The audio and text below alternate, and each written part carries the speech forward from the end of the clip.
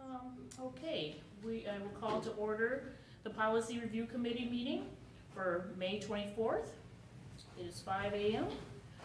and we will be 5 p.m. I'm sorry, 5 p.m. Thank you. And we will begin. We'll call the meeting to order and welcome. Thank you everybody for coming out on such a beautiful evening. And we will have the Pledge of Allegiance. Yes. Not for committee meetings. Oh, well, it's on my agenda, so. I know we have it before, Oh, but. is it? Yeah, whatever. So if you don't want to, that's fine. No, Okay, it's, so, next we'll have approval of the agenda. You're looking at the Is this for, No, why does it you're say order of, oh, this is a school That's- board one, yeah, never mind. Okay, never mind. I was gonna say, And I'm just steady reading. Okay. let me get my glasses out. it's like, Jerry's like, it's not me this time. Eric was a doctor at the board. You're his chair. That's what you get for handing me papers. I just start reading my script. That's a good one. Okay, Cody. so we will start with our new policies. Yes. And we Okay, and let me get to that. And the policy with changes, the first one's gonna be policy 203.5, school board meeting agenda. And I'll be bringing that, alrighty. And let me just enlarge this here on here, and then also go by my notes, just a moment.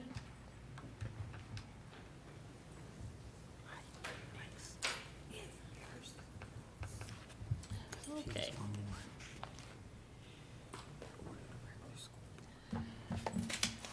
Oops. So, as it says, the purpose of this policy is to include procedures for the preparation of school board meeting agendas and to ensure that the school board can accomplish its business as efficiently and expeditiously as possible. Hopefully, everybody had a chance to read over this policy. Okay, and are there any, since this is the first reading, are there any questions, comments, changes? Anything on this one? Nope. And I also didn't see anything that I would change.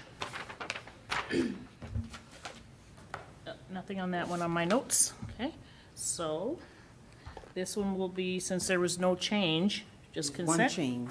Oh, there is Chair. one change? Okay, let me go Legal down to the reference, bottom. You added, Oh, yes, just the, okay, yes, you're right. There's one change, a cross-reference. Yes, oh, yep, and that is highlighted on my notes, I'm sorry, yep. Okay. And since it's a cross-reference, though, I think it can just still be a consent, but, okay, and on to the next one. Okay, the next one is 203.4, order of the regular school board meeting. I have point two. Point two. Is that correct? Gosh, can I not even see with my glasses on? I apologize. 203.2, the order of regular school board meeting.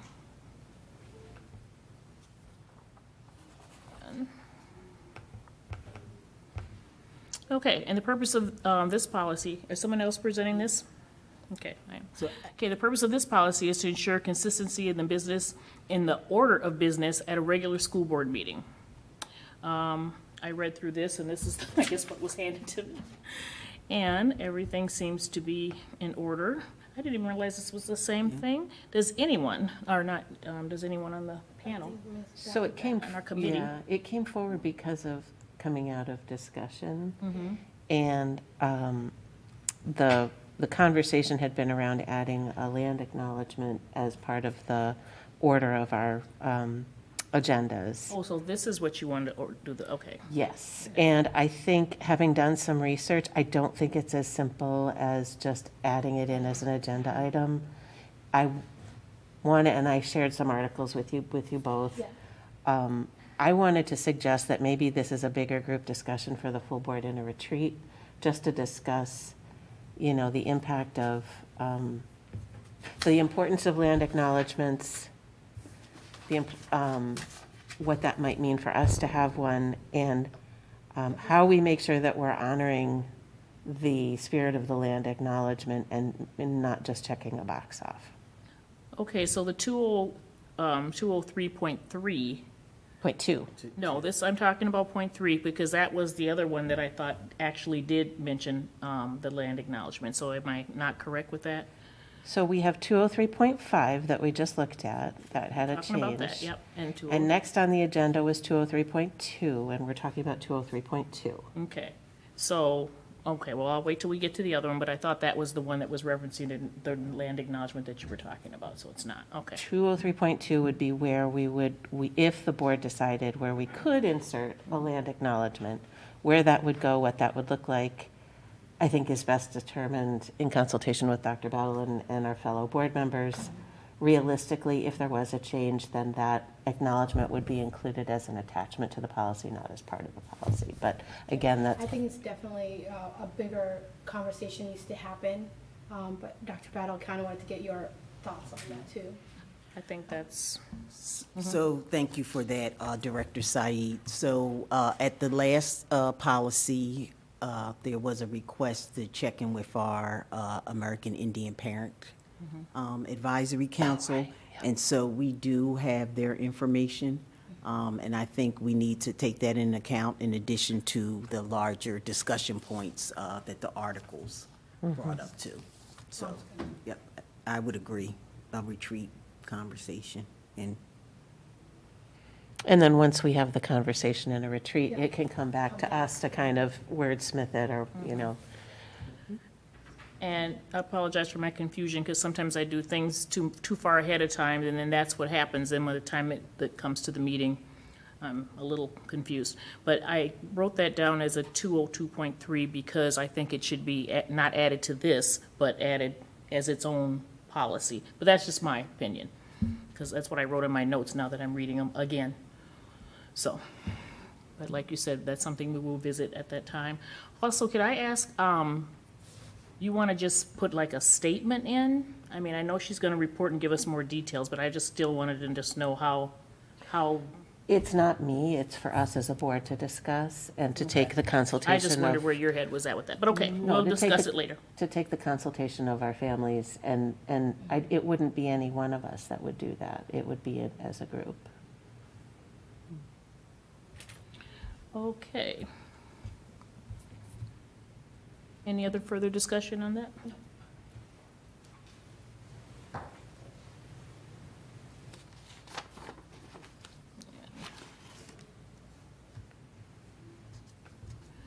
Okay, the next policy is the wellness policy, which is 533.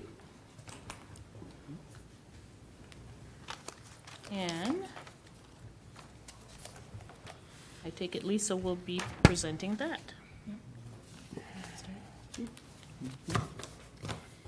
533 is a wellness policy. This is a policy that we like to review with our wellness committee, so that has occurred. And so what you have before you is a slight change to the purpose, where we recommend the language be added with regard to just noting the fact that health and academic success are linked. You know, it's kind of the why behind this policy. When you get to section 2, we are adding just a few things like the few words of "and well-being." We really wanted to take a look at this policy being, as much as we could, more inclusive, as well as more culturally proficient. So those are the two goals we had when reviewing policies, and we reviewed a number of policies of surrounding districts as well. So in section 2, also the statement of policy, we added letter E for consideration, where this is just to be more inclusive and to point out it's not just the physical wellness, but also the emotional and social wellness of our students that we're talking about here.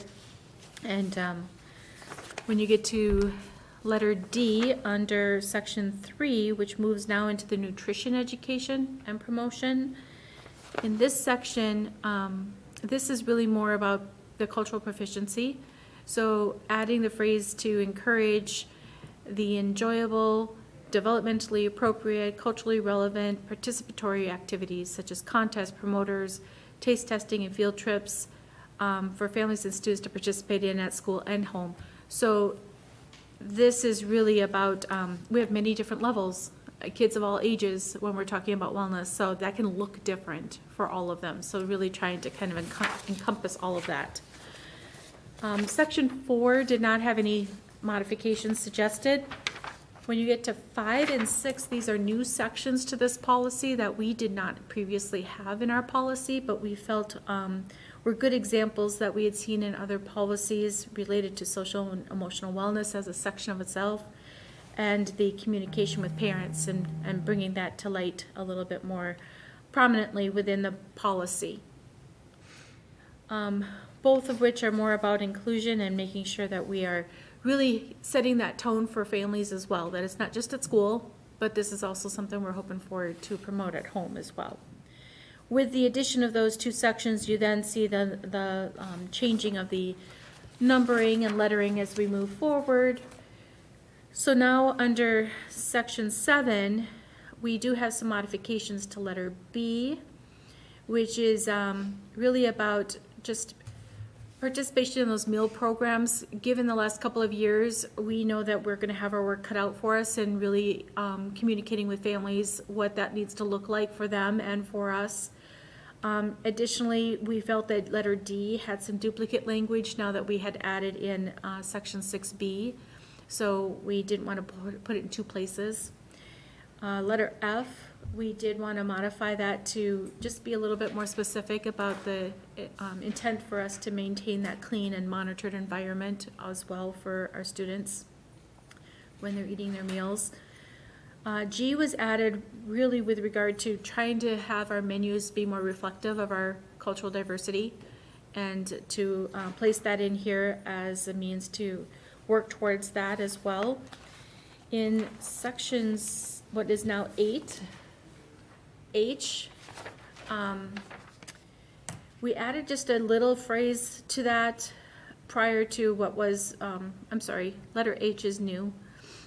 Requires that the foods served in school follow the health requirements, ensuring that the food is safe.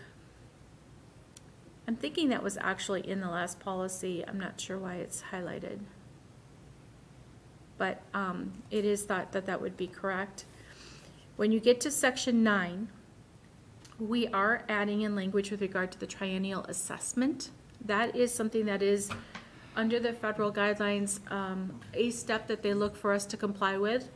And so making that a part of this policy as well. Identifying in letter D the fact that the administrator of each site would also help us to ensure that compliance at their site.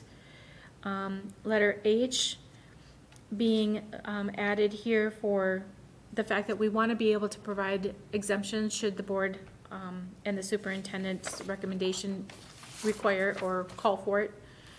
And then on the back end, on the local resources, we just wanted to add in that reference there as a resource for the food nutrition services under the USDA website. So I think that as soon as you hit the finalize the changes, then that all comes into the right order or sinks in properly. Be happy to respond to any concerns or questions you may have. I do have a question. Under the food and beverages. Yes. It's the new line that you added, letter H. Yes. I guess I'm not understanding when you say, or when it's mentioned, not you, when it's mentioned the food prepared in home will be not distributed during the instructional part of the day or as part of a classroom activity in school. Yeah, so we're trying to get away from food that's coming to school that is actually prepared in the home for others to share. Oh, others to share. Yes. Gotcha. I mean, not for your own children, but for, like, when food is brought in from home, we're trying to have that instead be that which is either from a licensed, place that's prepared that food, or a grocery store or something Sure. of that nature. Gotcha. Just for the safety and of all the students involved. Understandable, okay. Yep, so that, if that isn't felt to be clear, It just doesn't feel clear to me, but then, I don't know what my others think of this. though. You know, it's funny, because I did read that, and looking back at when my kids were at a place where, you know, food was brought in, I knew what you were getting at, but I don't know that it is clear. Make it clear, maybe distributed to others, Food other people. distributed during the instructional parts of the day or as part of the classroom activity in school may not be prepared at home? Is that maybe a way to turn it around? Would that be clearer? Yeah. That might be better. Yeah. Or just emphasize more about the sharing with others, because that's the main part that is not clear, that we don't, or should not be distributed Will not be distributed, yeah. during, to other classmates. However you would like to word that, because to me, that's more direct, even though I kind of got what you meant, but we don't want to leave it up to, and, you know, to, you know, our own interpretation. Okay. Did you have any others, Sue? No, that was the only one that I didn't understand well. Okay. I had a couple. Page 533-1, 2E, there's a typo. It says "a safe surroundings," and I think it's either safe surroundings or a safe surrounding. Take out Remove A. the second S, Yeah. okay? What is a promoter? I didn't recognize This that. one, it's under D. 3, Roman numeral 3, nutrition, education, and promotion, D.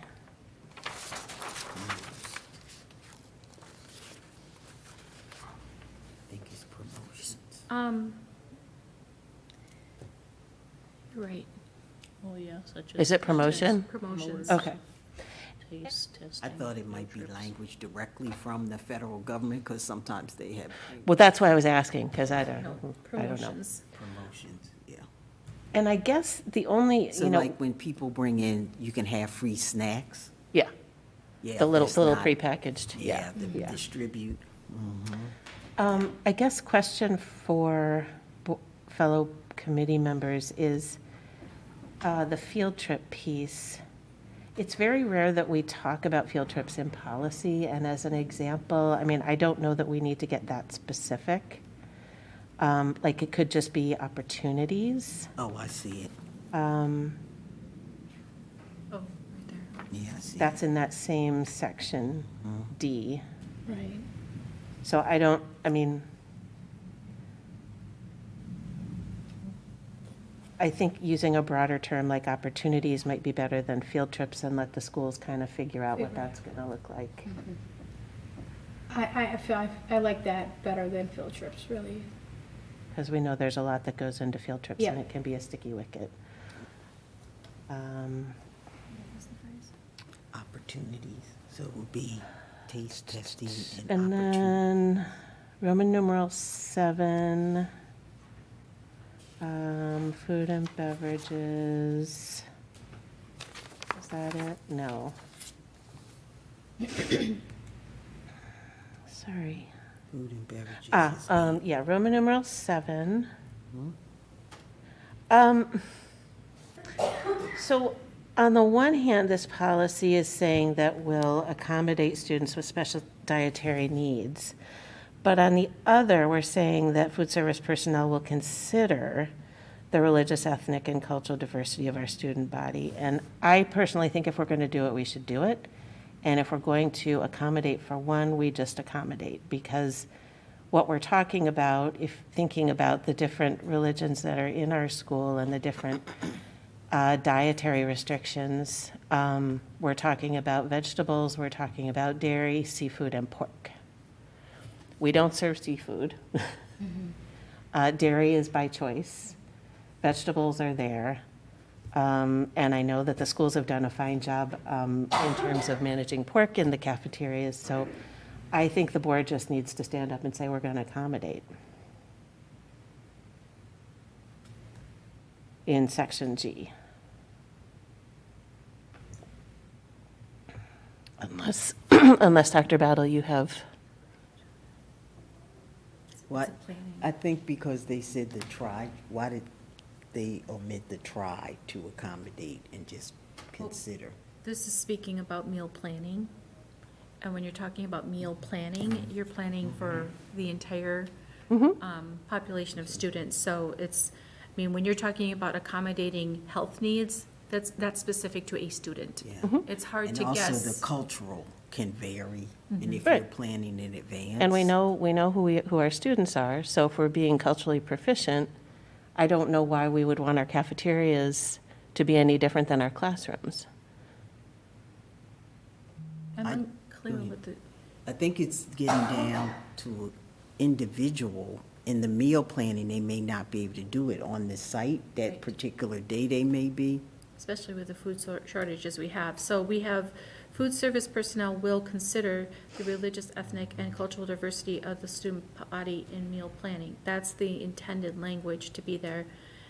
They took out the try to accommodate and did the will consider, because there's so many things that they have to consider when doing the meal planning. It's not only about our students who we're serving, it's also about our supply that we have available. And we can't always, if you take out I'm not clear. I think if we say we will accommodate, the concern is, what if we can't? When would we not be able to? Food shortages. You just said.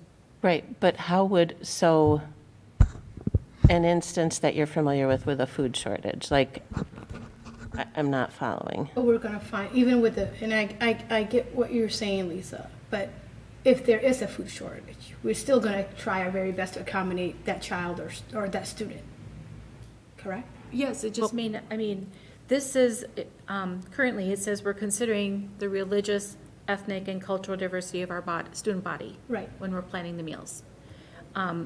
That is something they want to always be able to do. When they look at the policy, they want to be able to always follow the policy, right? It is thought that that is not something they can say will accommodate, because they can't always do that. So if you could give an example of how that might play itself out, because I'm not following what an example might be, even within a food shortage. Like, I'm sure in our cafeterias, we have had food shortages, but the needs, the diverse dietary needs and inclinations of our students have been accommodated. If there are health concerns, those are accommodated, yes. When we're talking about meal planning, Go ahead, yeah. yes, please. When you're taking a look at this particular policy, there's to remember that the obligations that are laid out in the policy then become legal obligations for the school district. So when you say we will accommodate, and in a situation where a student may have a dietary, like a restriction with dairy, and no soy milk is available, but we said we would accommodate, does that then legally obligate us to then go out and purchase soy milk for an individual student on demand, or face the idea that we may be facing a lawsuit by providing that child with water rather than soy milk? So, and the difference between that example and a student with special dietary needs that's allergic to dairy, whose needs we accommodate, why the difference? But if we accommodate the student, if we are accommodating that health need, it might be the legal word of reasonable accommodation, because it may be the accommodation of providing water rather than a soy milk or an oat milk or a Which non-dairy legally has a milk different substitute. So terminology that will and depending on. must is illegal. Yes. You have to do it. And if a parent would Don't. say that you did serve a pork dish in that kitchen, even though that is part of my dietary restrictions, if you have must, then in many times you may be not keeping a kosher kitchen or contamination, all of those particular types of things. And so I caution us to be very careful with the Right, the language. different layers. Sure. Yep. And to recognize that when you put those absolutes in the policy, you do open yourself up to that legal liability. So maybe when possible, wherever possible. Reasonable accommodation is Yeah. often the I legal want it, I term. want the language to be stronger than just consider, is I guess what I'm trying to get at. So if we can come back, with language, Reasonable accommodation. Yeah. What was the Consider first one should you be said? Consider and then Either wherever provide reasonable possible accommodation or- as necessary. I just caution us to not open ourselves up to the lawsuit I of, appreciate the understanding. That's what I was going to say. Thanks for giving an example, because I couldn't think of an example. right, but someone, I think the I kosher- agree with, I think the statement is fine the way it's worded, but thanks for giving an example. Thank you. Okay. and there's still more. Food and beverages, Roman numeral 8, B, C, D, and E. How is this enforced in our classrooms? Which letter? B, C, D, and Oh, E? B, C, D. So one that comes to mind, so our food and nutrition, they adhere to this. So vending machines are in the staff lounges, that doesn't apply. Nope, Yeah. the ones in the buildings do. So you see we have a vending machine out here. Well, this building doesn't have students actively accessing that, that's a public machine. But in our high school and middle schools, our vending machines need to have the proper USDA-approved snacks within them. If they are in operation during the period of time in which the school And I wasn't students are asking there. about A, Lisa. I'm sorry. I was talking about B as in boy through E, specifically, like how is it that we enforce these in our classrooms? With what kind of fidelity, for example, is D enforced, where we're minimizing the use of food and beverages as a reward? Because in my experience, it's not necessarily enforceable. So. No, it's not. That's why Yeah, you see it says will Endeavor, so if we had specific examples where we could follow up, I know sometimes concessions, that might be a Exactly, place. yeah. I mean, and that's kind of why, like, this policy is all well and good, but, Right. there's a lot in here that is not enforced, cannot be enforced, and is actively within our classrooms. We know, anyone with students in the schools knows that, food as a reward is kind of a thing. And I'm not making any judgment about whether that's good or bad or indifferent. I'm just saying, when we have something in policy, it needs to be enforceable. And so one of the other areas, even though we may think it doesn't meet the USDA, I think the one that was confusing was the Gatorade. That was accepted and other things were, and so I think if we know about it, so the vending machines, our vendors have to comply with it, our food and nutrition. So if there are other areas we need to look at with the concessions, Yeah, but Well- I'm hearing you say So, that the policy is policy- referencing within our school classrooms. So and D, that's what like you're D wondering. is an example, food and beverages are used as a As a re- reward. it says In terms of, minimize. in terms of, organizations that are doing fundraising, again, I don't know why this would be here, because it clearly is not actively followed in fundraising activities. So, So are you saying you want to strike that? fundraising. I'm kind of suggesting that, yeah. suggesting what? That we just strike D? Don't even have that in there, that we try to minimize We it? didn't used to have it, and when we placed it in the policy, our principals were grateful, because this policy is what we're working towards with wellness. And so as each section states, it's what we're endeavoring to do. And by putting this in there, this gave a principal something to point to as a third point of reference and say to teachers and parents and others, the fact that this is what we want to do. We are not looking to have food as our reward. So that was something that, as soon as we put this in the policy, I was surprised to hear from principals in our operational meetings, the fact that, thank you, because that just gives me something to use. Otherwise, I have nothing. Right. And as Abigail had mentioned before with a policy, it's just for us to put the policy in, not for us to implement it. Well, That's up to somebody else to, that's up to the principal and the And my the point is- teachers and. And my point is, if it's not enforceable, I mean, I appreciate the aspirational goals of the policy, but, you know, every time I read about, what was the specific about fundraisers, I mean, that one, you know, it's, if it's aspirational and the principals appreciate being able to point to, you know, this as an example for fundraisers, it's not happening because we continue to have soda and other junk food for sale at fundraisers. So it's not being, and it's, we're implementing the policy and it's not being enforced by admin. That's the issue. And we're talking about us outside of school hours, like fundraising and things like that. fundraisers that are implemented by principals within our buildings should be following this policy. If they're not, then we need to follow up on that. But many of the fundraisers that are occurring are not our fundraisers, they are the boosters and PTOs. Sure. Yep. Sure. And that's I the point. understand. Like, we can't enforce that. This policy doesn't try to control them. So should we specifically say that then? Just to, Because it's very Reduce vague. It's not confusion. mentioning boosters. yeah. Well, E It's is just assuring fundraisers. school district sanctioned organizations. Well, So- anyone would assume PTO is, you know, It's a school, it's, you know, I know it's parents that run it, but it's still being conducted in school premises. the fact that they're conducting it on school premises means that they are sanctioned by the school, even though they may be a nonprofit, most of them Sure. are.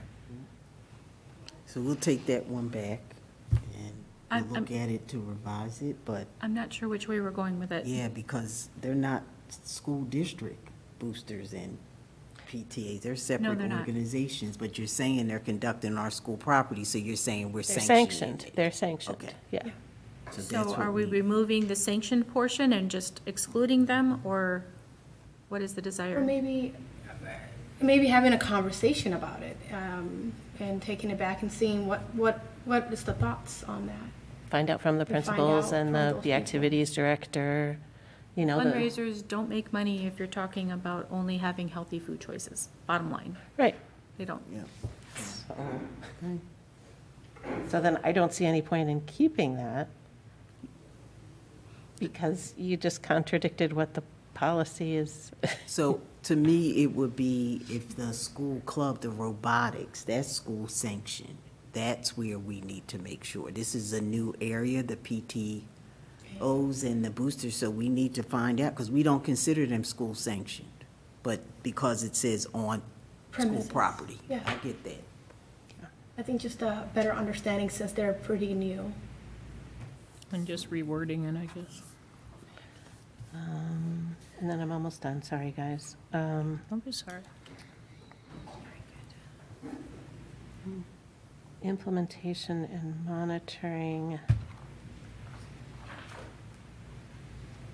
Now, implementation and monitoring, Lisa, you mentioned this is coming out of the statutory changes? The additions are a result of statutory changes? Our federal guidance for, we have a wellness, part of our food and nutrition administrative review addressed whether or not we had a triennial assessment. Our vending machines following the USDA policy. So there's kind of, food and nutrition has become essentially a federal program that they, regardless of the fact that parents are putting money towards their meals and state input or state funds are also being used there, it's treated like a federal program. And with regard to that, there's a push for our policies as part of the triennial assessment. It's how closely does your policy fit the requirements that we're asking you to put in there? And if it's not matching it up, then that's what they're pushing districts to change. So the guidance coming from the federal law is that the triennial assessment and those things that they're requiring actually be placed in the policy. So it's not like, as you have transition or something, people don't know what you're talking about. Right. It's there. Right. Sure. So I guess my point then would be, since that's, kind of bubbled, trickled down from federal, D is not policy, it's administrative. And I would say that this is something that Dr. Battle would administer the compliance of the policy among the administrators. And it's kind of rare to see this kind of language in a policy where we're directing this administrator outside of anything that maybe is coming out of statute. So I think D should be stricken as well. Is that what the federal government asked us to put in the policy? D is not related to that as much as it No, is about okay. us having a means to be able to actually more enforce this policy because the administrators at each site are reporting to you. Why, And Dr. Battle, you can manage that. It doesn't need to be in policy. And it does say minimize too. It doesn't say, cut it out altogether. So, just remove I mean, Okay. if we're saying just Right. minimize, that kind of, We can strike that. yeah. I do have That's a question instructional. along this line, though. Are any of these guidelines used to have admin in our schools to provide information on what classrooms can accept as volunteers or parents donating or bringing in snacks for our classroom?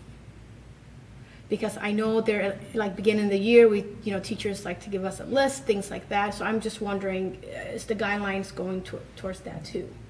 Isn't this what it means? There is guidance for that. It is not thought to be placed within here, the fact that that would be, we would want to reference the place to go find it, because it's constantly changing, so the point is, we would want our principals and families to know where to look to see that. Right, okay. And so that's the goal, is to kind of show them where to go to find that information versus us preparing a list that July 1st goes out.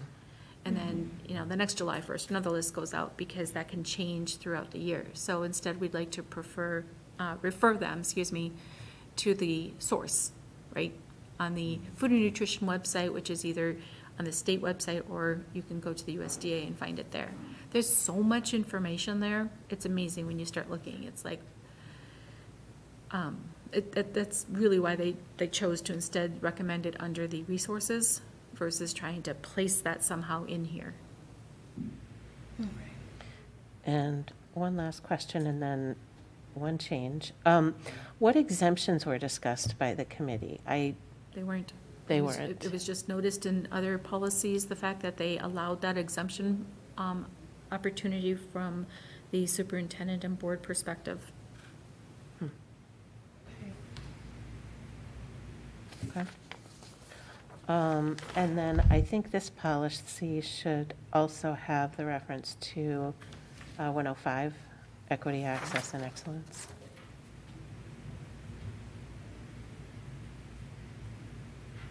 And that's it for me.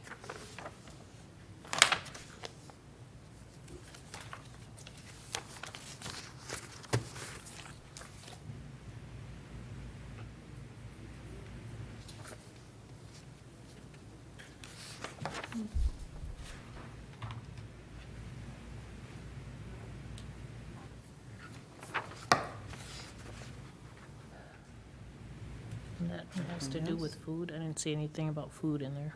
In 105, it's all about cultural Just proficiency. culture and proficiency. Oh. Reference. Just culture, okay.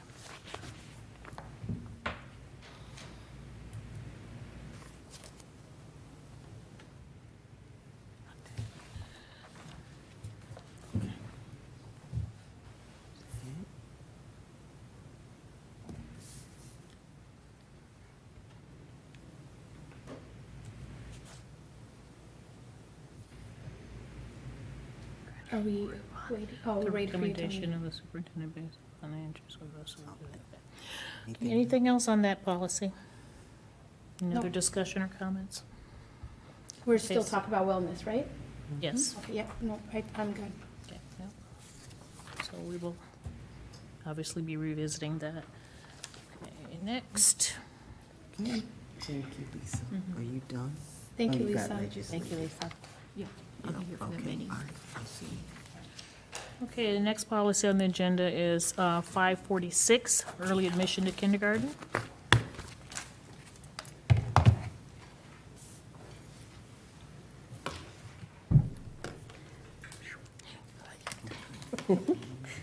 kind of short. So at the last meeting, you asked for me to go back and verify whether or not the fees for folks who are non-residents was clarified in our non-resident policy. It was not, and so what you see before you is that change that just clarifies that non-resident students, that it would only be paid for resident students. So that was the change. Okay. Any questions or comments on that? For Amina? I can't find it now, but there's a typo where office is spelled with a single F. And it's just on the first page, but I can't find it now. On office?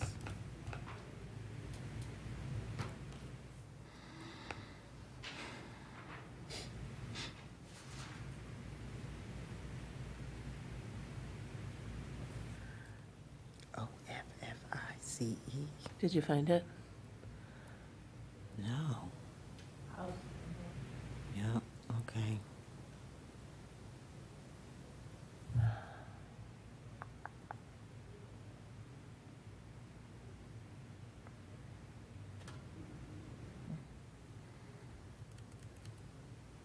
Okay, well, that's a typo. That is I just a don't wanna- typo. Because I Okay, we'll don't, find I And it's don't, right You'll there find where it. it says ISD 191 enrollment office. Oh, there we go. Oh, yeah, in the red. Yeah, and Yeah, red. oh, right there. I got it. Yeah. Okay, so.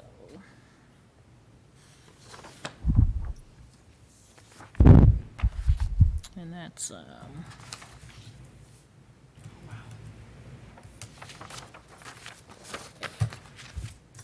think we're good on that one. okay. Any other questions or comment on that? Thank you, Amina, for that, and, okay, we will move along to homeschooling, 611. This policy, there's no substantive changes, it's only the statutory references that have been updated.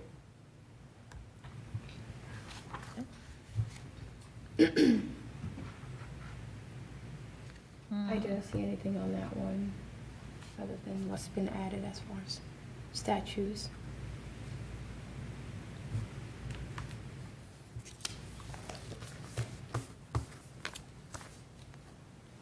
Yep, no, I didn't have anything.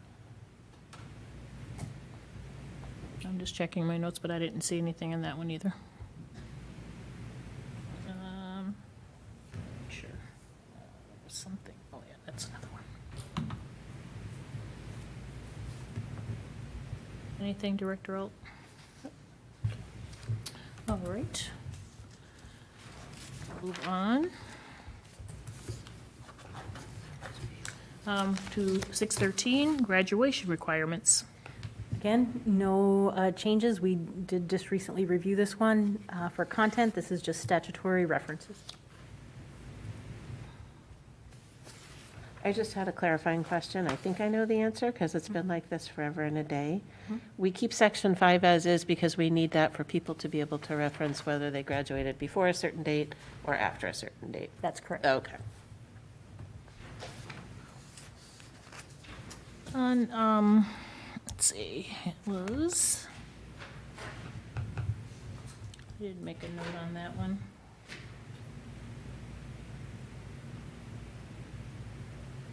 Oh, I think I found my answer, though. Let's see, on 5, and then B, let's see, 5B? yeah. Let me see if I can get back to it again. 5 and B. Oh, yeah. Okay, but I think, as I went down making, okay, yeah. Okay, but no, I believe, then I found my own answer, so. Okay. Any questions or comments? Okay. All right. That one is,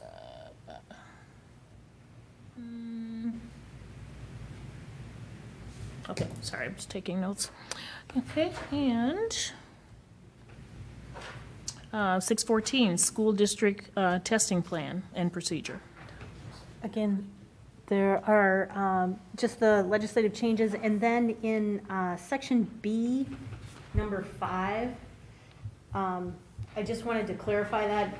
It says, bring to the attention of the assistant superintendent or the superintendent. I find it confusing that, that we don't have a clear line of reporting in this case, and so I'm taking out assistant superintendent and leaving in superintendent or designee. I believe that creates a clear line of reporting.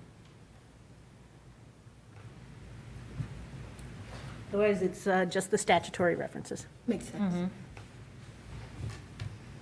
Okay. Any comments or questions on that one? I don't have any. Yeah, I think I did.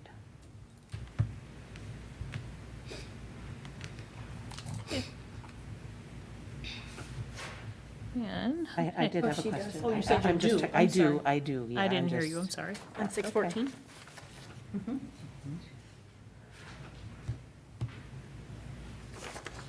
Um,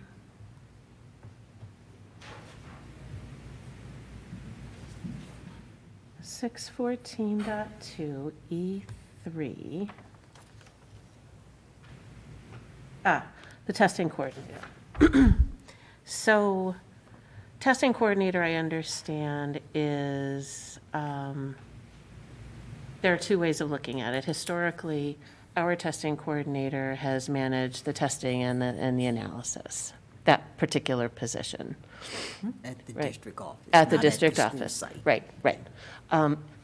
That's how we've handled it before. There also is, just the general responsibilities of a testing coordinator. Who has been our testing coordinator since January? Dr. Spring. Sure. Dr. Lowe, one of the CISA coordinators, comes to us with extensive experience as a test coordinator for state testing, and so he has picked up the state required tasks that, to manage our state assessments. As well as the analysis? No. No. No, we are really trying to support our principals and individual coordinators with their own data analysis. So where the analysis might have been previously completed at the district level, it's now guided by your department with the principals? Yes. Okay.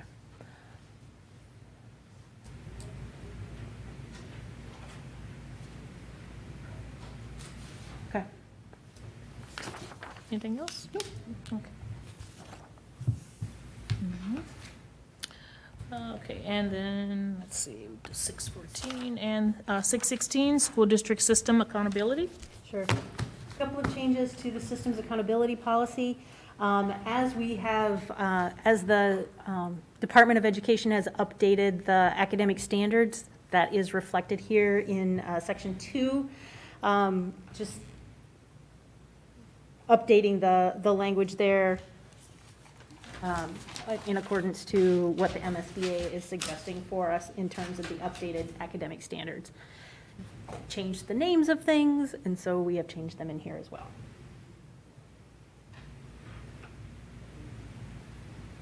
Okay, I'm just checking one thing right quick, please. Bear with me. And if you go to section 4. Oh, yeah, I see. Okay. Establishment of goals. Just the directive that, the board adopts its annual goals based on the district's advisory committee. Those goals are identified in the World's Best Workforce and the Achievement Integration Plan. And so it is the advisory groups that support those, that define it.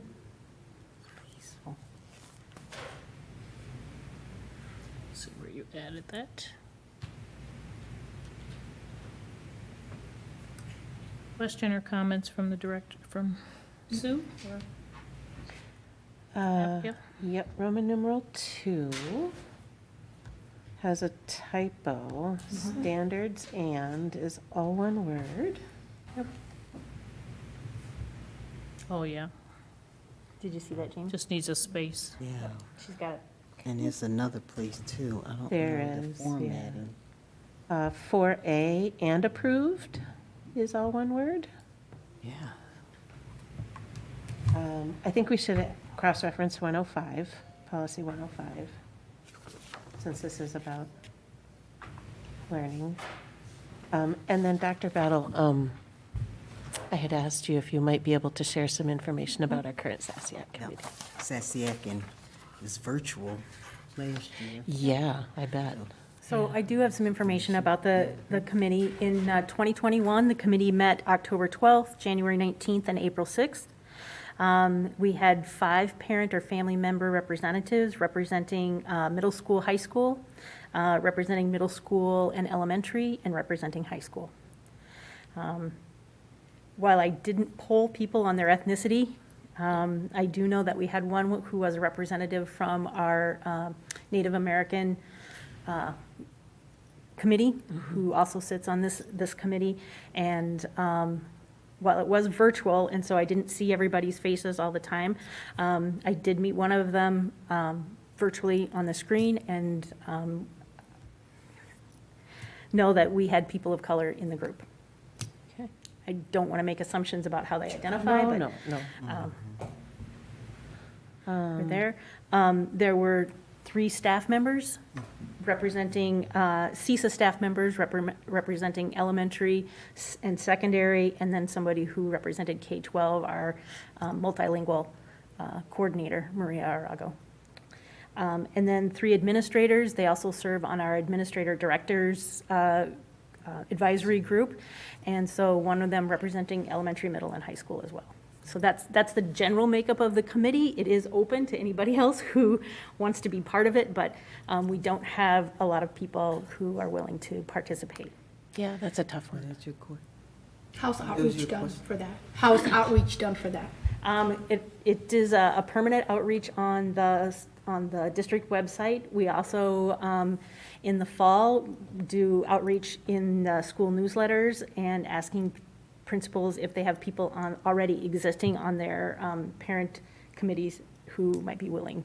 And so every year I get a couple of new folks on the group, but while the structure of the committee is that you serve a certain number of years on a term, we haven't had that level of commitment on the parts of our participants. Do you think having something during open houses would help? Try any ideas. Yeah, yeah.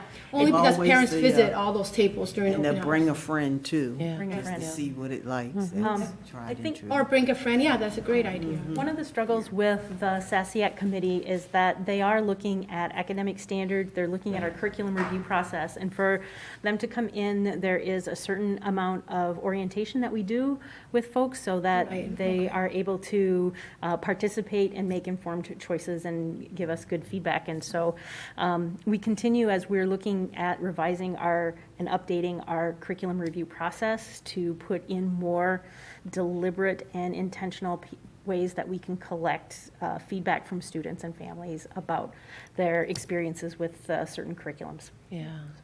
Because I think, I mean, what's missing, obviously, and not that you haven't tried, is the student representation. And I know that the SASIAC committee is a standing committee, but has it been considered that maybe, and I know that there's training that I sat on the committee for probably 3 or 4 years, loved it. But would it be possible to get that input to share back with the committee intentionally with other groups that are already meeting? Are you doing that already? Yeah, and that's part of how we go about that. We try to involve, for example, our Spanish-speaking and Somali-speaking family engagement evenings as well. I met with them once this fall, talking about the curriculum review process and some of those particular pieces, and so making sure that there is that invitation for them to participate as well. We also have the committee with our Title I and our multilingual parent organizations, and so we also try to get as much feedback from those organizations and those groups as we can. And then you bring that to the Yeah, and then we SASIAC bring committee? Okay. So we're getting the representation, even if the committee is small but mighty. Even if the committee itself is The small, we are description. taking in, feedback from as many sources. But one of the areas that we did identify for improvement is in that curriculum review process. When we are looking at making changes and at that front end of really gathering that information from students and families about their experiences with the math curriculum, with the language arts curriculum, with the science curriculum, and what is it that they wish to see more of, and what is it they'd like to see differently. And so we haven't done a really bang-up job about that. And so really putting into place some of those particular pieces where we can continue to do some of that benchmarking with families and their experiences. Regarding math, we still get the same feedback that my parents had in the 70s. I don't know how to do this new math. Yeah, yep. It's always new math. Yep, no, it's It's a true. new math. It's always new math. Well, and the other thing too, and Dr. Battle, maybe this is something to consider, but just reminding board members that this is an opportunity for them if they're to sit on that committee, if they're interested in learning more about curriculum and stuff, that, we do have a place for a board member, and it might be an interesting assignment for I think someone. so, yeah. And also to know that the folks that have been part of the SASIAC committee also serve as representatives on our Achievement Integration multi-district collaborative council. And so our partnership with Lakeville, and so we do meet with them regularly during the year as well.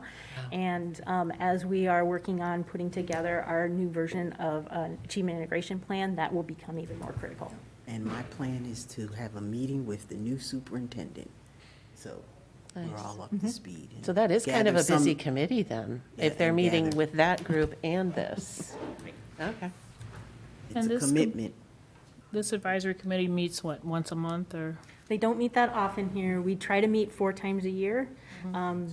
So How is this committee different from this one that's going on down the hall there, this Community Community Ed Council. Education Right. Advisory Committee? There's this- They kind of sound the same to me. They but- do. But they have a separate statute.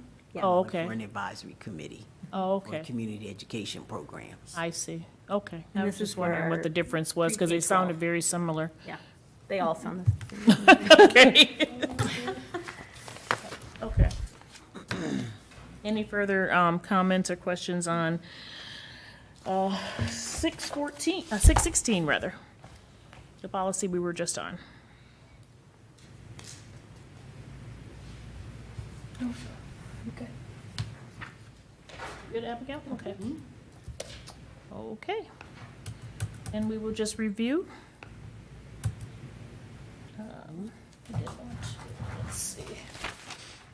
Changes for 610. And so number Okay, 610, so- field trips is part of our regular rotation of review. I know that Assistant Superintendent Gersich had reviewed the field trip policy in prior year. And again, looking over it, I don't really have any significant changes that I would recommend at this time. Okay. It'll be nice when we're back to a time when field trips come up as agenda items with greater regularity. It is encouraging this spring to see folks accessing their field trip funds in a way in which students are getting tickets to experiences outside of the school, rather than last year where we brought so many things in. Right. Yeah, it's nice. I wonder when things will, okay. Yep, I don't see any changes on that one. Okay. Sorry, I have a nice page here. Okay, and a couple more here. Okay, let's see. Do 610 field trips, rotation, okay, yep, the field trips, and then 621, wait a minute, yeah, 621, educational research. Sure, and educational research, just to be clear, is a policy that oversees outside entities or internal folks who wish to conduct educational research using school district data and facilities. And we have a very strict policy or procedures in making sure that those studies not only protect our students and their student privacy, require the opportunity for families and students to not participate. And then we do also ask that while they also are well-constructed and are supervised by an external entity, like a higher institution, educational higher ed, but we also look to see what is the benefit to us as a school district, and not just open our doors to anybody who wants to come in and do educational research for their own sake, but is there a benefit to us with that information? And so there are no changes to that particular policy, and just for the information of the board, we do see about 10 requests per year. Not all of those are accepted, and we have really garnered quite a bit of good quality data, and been able to be on the front end of some really nice intervention projects. So And do you have criteria for that you kind of look at? And okay. we do, we have some very specific criteria. Okay. Yeah, I remember when this policy was added, it was a real gap that we didn't Sure. have it, and it just was so exciting to have, you know, those parameters in place for people that, you know, it's not just any Joe off the street that can come in and talk to our students. It's a Or even access just their data. Exactly, yep. Right. Okay. Any comments, directors? No. Okay. I think we're wrapping that up then. That would be our last policy to discuss for the evening. And now we will do the determination of consent or action items. Okay, so to review that, starting with policy 203.5, that's an action consent just because of that Consent. one little cross-reference at the bottom. 203.3, also, consent agenda. Point two? I'm sorry. Point two's the Point two. Oh, retreat. I keep, Yeah, yeah, I'm point sorry, two. I keep doing that, I apologize. You have three Point on the two. brain. I do. Okay, so 203.2, and then for, Retreat. Hmm? Goes And on the retreat. retreat. Yeah. I take to the office for a retreat topic. right, Yep, right. okay. Okay, yep. And 533, that was a first reading, so return to the committee, so committee. action. Mhm. Okay, and, let's see, I did the cross-reference. 546, that is consent. And 611, consent. 613, that is consent also. 614, I had review on that, but it's consent, okay. Okay. And 616, that was new business, so that has to be reviewed, back to us. 610,